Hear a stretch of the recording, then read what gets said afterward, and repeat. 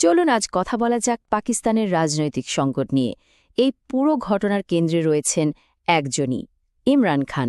একসময়ের ক্রিকেট মাঠের নায়ক, আর এখন তিনি দেশের সবচেয়ে ক্ষমতাধর প্রতিষ্ঠানের সাথেই সরাসরি সংঘাতে জড়িয়ে পড়েছেন। ঘটনা শুরুটা ২০২৩ সালের মে মাসে। পাকিস্তান তখন লিটারালি এক অগ্নিগর্ভ পরিস্থিতির মধ্যে দিয়ে যাচ্ছিল। একজন সাবেক প্রধানমন্ত্রীকে গ্রেফতার করা হলো, আর সেই ঘটনাকে কেন্দ্র করে দেশজুড়ে এমন বিক্ষোভের আগুন জ্বলে উঠল যা আগে কেউ দেখেনি। বিক্ষোভকারীরা সরাসরি সামরিক স্থাপনায় হামলা চালালো। মানে এটা ছিল এক কথায় নজিরবিহীন। তো এই যে নজিরবিহীন একটা পরিস্থিতি, এটা কিন্তু একটা বড় প্রশ্ন তৈরি করে। কিভাবে একজন ক্রিকেট কিংবদন্তি, একজন নায়ক তার দেশকে খোদ সেনাবাহিনীর মুখোমুখি দাঁড় করিয়ে দিলেন? এই প্রশ্নের উত্তর খুঁজতে হলে আমাদের একটু পেছনে ফিরে যেতে হবে, দেখতে হবে ইমরান খানের উত্থানের সেই গল্পটা। তো চলুন এই অধ্যায়ের শুরুটা করা যাক। আমরা দেখব খানের ক্ষমতার শীর্ষে ওঠার পেছনের সেই বহুল আলোচিত প্রজেক্ট ইমরানের গল্প। বলা হয় এটাই পাকিস্তানের রাজনীতিতে এক নতুন সমীকরণের জন্ম দিয়েছিল। পাকিস্তানের রাজনীতি বুঝতে গেলে একটা শব্দ বারবার সামনে আসবে, দি এস্টাবলিশমেন্ট। আচ্ছা, এটা আসলে কি? সহজ কথায় বললে এটা হলো দেশের সেনাবাহিনী আর গোয়েন্দা সংস্থাগুলোর একটা অদৃশ্য কিন্তু প্রচণ্ড শক্তিশালী জোট। দশকের পর দশক ধরে তারাই কিন্তু পাকিস্তানের রাজনীতির মূল চালিকা শক্তি। আর ঠিক এখানেই আসছে প্রজেক্ট ইমরান খানের ধারণাটা।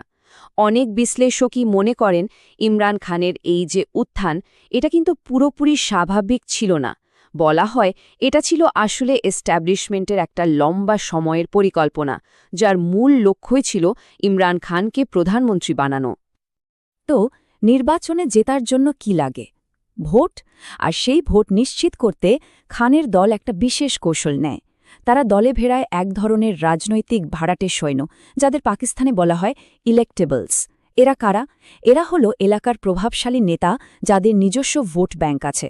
দলের আদর্শ কি তাতে তাদের কিচ্ছু যায় আসে না, তাদের কাজ হলো আসন জিতিয়ে আনা। ফলে ২০১৮ সালের নির্বাচনে আমরা একটা অদ্ভুত সমীকরণ দেখলাম। একদিকে ইমরান খান স্লোগান দিচ্ছেন তাবদিলি বা পরিবর্তনের, দুর্নীতি হটানোর কথা বলছেন, আর অন্যদিকে তার জয়ের জন্য নির্ভর করতে হচ্ছে সেই পুরনো ইলেক্টেবলসদের ওপর। এই দুটো বিষয় কিন্তু একসাথে ঠিক মেলে না, তাই না?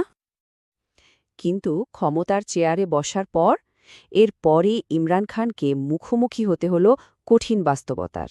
আর তখনই তার দেওয়া প্রতিশ্রুতিগুলোর সাথে বাস্তবের এক বিরাট ফারাক তৈরি হতে শুরু করল। এই স্লাইডটা দেখুন, একেবারে পরিষ্কার। অর্থনীতি নীতির ক্ষেত্রে তিনি যেটাকে বলে একেবারে ১৮০ ডিগ্রি ঘুরে গেলেন। এই যে একের পর এক ইউটার্ন, এগুলোই তার সমালোচকদের হাতে সবচেয়ে বড় অস্ত্র তুলে দিয়েছিল। তারা বলতে শুরু করল, নির্বাচনী মাঠে ভাষণ দেওয়া আর দেশ চালানো যে এক জিনিস নয়, এটাই তার প্রমাণ। তাহলে এস্টাবলিশমেন্টের সাথে তার সম্পর্কটা ভাঙল কোথায়? বলা হয় মূল সমস্যাটা তৈরি হয়েছিল আইএসআই এর প্রধান কে হবেন সেই নিয়োগ নিয়ে। আইএসআই প্রধানের পদটা পাকিস্তানের ক্ষমতার ভারসাম্যর জন্য খুবই গুরুত্বপূর্ণ, আর এই একটা বিষয় নিয়েই সংঘাত এমন পর্যায়ে পৌঁছায় যে সেখান থেকেই আসলে ভাঙনের শুরু। আর এই সংঘাতই পাকিস্তানকে ঠেলে দেয় এক অবশ্যম্ভাবী পরিণতির দিকে, একটা রাজনীতিক শোডাউন যা দেশের ইতিহাসে এক নতুন অধ্যায়ের জন্ম দিতে চলেছিল। আর তারপর শুরু হলো এক নাটকীয় সাংবিধানিক সংকট। কি হলো? প্রথমে বিরোধী দলগুলো অনাস্থা প্রস্তাব আনল, কিন্তু ইমরান খানের দলের ডেপুটি স্পিকার বিদেশি ষড়যন্ত্রের কথা বলে সেই ভোটটাকেই আটকে দিলেন। ভাবা যায়? ঠিক তখনই আসরে নামল সুপ্রিম কোর্ট। আদালত পরিষ্কার বলে দিল এভাবে ভোট আটকানোটা পুরোপুরি অসাংবিধানিক। আর এরপরই রাস্তা পরিষ্কার হয়ে গেল সেই ঐতিহাসিক ভোটের জন্য, যে ভোটে ইমরান খান ক্ষমতা হারালেন। এটা কিন্তু একটা ছোটখাটো ঘটনা ছিল না। পাকিস্তানের ৭৫ বছরের ইতিহাসে এই প্রথম কোনো প্রধানমন্ত্রীকে অনাস্থা ভোটের মাধ্যমে ক্ষমতা থেকে সরানো হলো। এর আগে অনেকেই চেষ্টা করেছেন, কিন্তু কেউ সফল হননি। তো ক্ষমতা হারানোর ঠিক পরেই ইমরান খান একটা নতুন ন্যারেটিভ তৈরি করলেন। তিনি সরাসরি অভিযোগ করলেন তাকে সরানোর পেছনে আমেরিকার হাত আছে। এই বিদেশি ষড়যন্ত্রের তত্ত্বটা তার পশ্চিমাবিরোধী সমর্থকদের মধ্যে দারুণভাবে কাজ করল। এটা তাকে জনমত ধরে রাখতে অনেক সাহায্য করেছিল। কিন্তু মজার ব্যাপার হলো কয়েক মাস যেতে না যেতেই তার সুর গেল পাল্টে। তিনি বললেন, আমেরিকার বিষয়টা এখন অতীত। রাজনৈতিক বিশ্লেষকরা মনে করেন এটা ছিল তার একটা কৌশল, আন্তর্জাতিক অঙ্গনে আবার গ্রহণযোগ্যতা ফিরে পাওয়ার চেষ্টা। এবং শেষ পর্যন্ত তিনি তার অভিযোগের নিশানা পুরোপুরি ঘুরিয়ে দিলেন। এবার আর আমেরিকা নয়, তিনি সরাসরি তৎকালীন সেনাপ্রধান জেনারেল বাজওয়াকে তার ক্ষমতাচ্যুতির জন্য দায়ী করলেন। ক্ষমতা থেকে সরে গেলেও ইমরান খান কিন্তু দমে যাননি, বরং তিনি তার লড়াইটা নিয়ে গেলেন রাজপথে। আর এখান থেকেই পাকিস্তান এক নতুন, আরও গভীর সংকটের মধ্যে পড়তে শুরু করল। এটা একটা অদ্ভুত ব্যাপার, তাই না? ক্ষমতা হারানোর পর ইমরান খানের জনপ্রিয়তা কমার বদলে উল্টো আরও বেড়ে গেল। গ্যালাপ পাকিস্তানের একটা জরিপ দেখুন, তার জনপ্রিয়তা অন্য সব নেতার চেয়ে অনেক অনেক বেশি। এই বিপুল জনসমর্থনই তার সমর্থকদের নতুন করে স্বপ্ন দেখাতে শুরু করে। আর এই বিপুল জনপ্রিয়তাকেই তিনি তার মূল শক্তি বানালেন।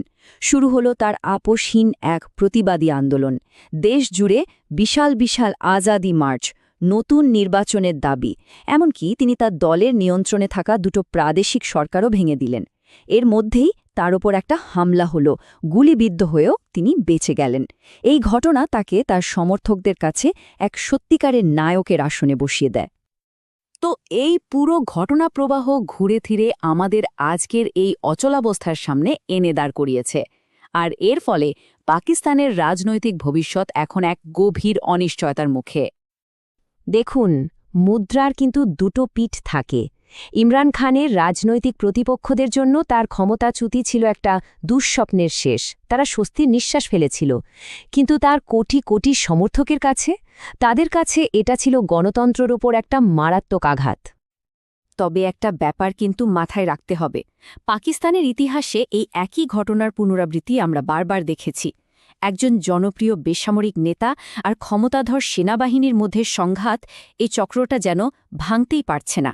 আর এটাই দেশটির গণতান্ত্রিক যাত্রার পথে সবচেয়ে বড় বাধা হয়ে দাঁড়িয়েছে।